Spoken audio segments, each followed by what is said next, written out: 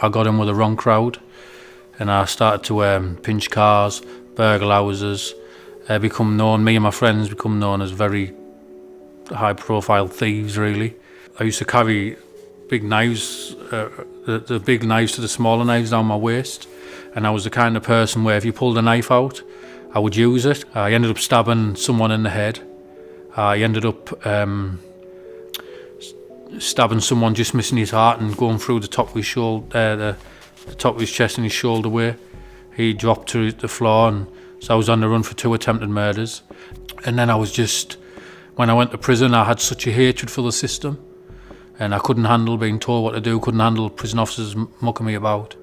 When I went out on association, I got to prison officer and I stabbed him, and then this led to me going into maximum security prisons, being put on CSC.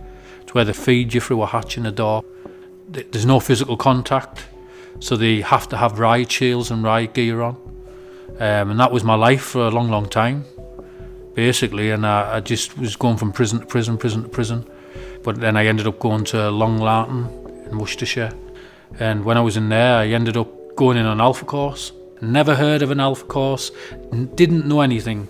And I just remember walking in because it sent me down. I sat down on a chair and I thought, oh no, it's a Christian thing. And we'd just go there every week and I would argue. And the pastor, I remember he come to me. He said, right, I'm going to say a few scriptures first before we pray. And one of them was, no one's righteous, not one. We all fall short of the glory of God. And then he said the verses about Jesus and explained a bit why he died on the cross for sinners and stuff. And then he said, pray. So I started praying. And I said, God, if you're real, come into my life because I hate who I am. And nothing happened. But then, as I was talking to the pastor, I started to feel this energy feeling in my stomach. And it started to raise up and raise up and raise up and raise up. And I just broke out into uncontrollable tears. And I just sobbed. And it just... right there.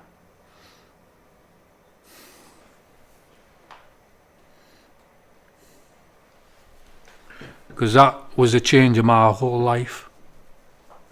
I knew God was real. And no one will change that now. And then I remember running on the wing.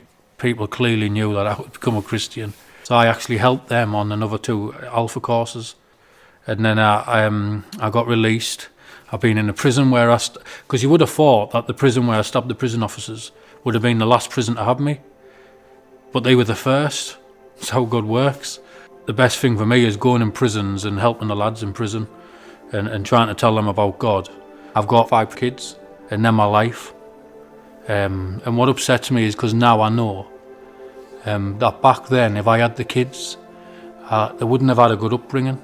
And now they sit on the night and have Bible studies with their dad.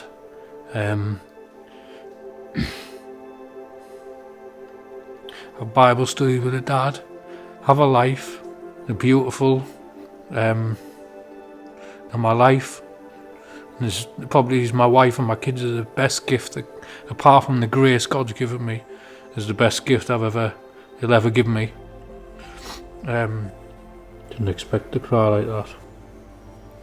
Recovered now.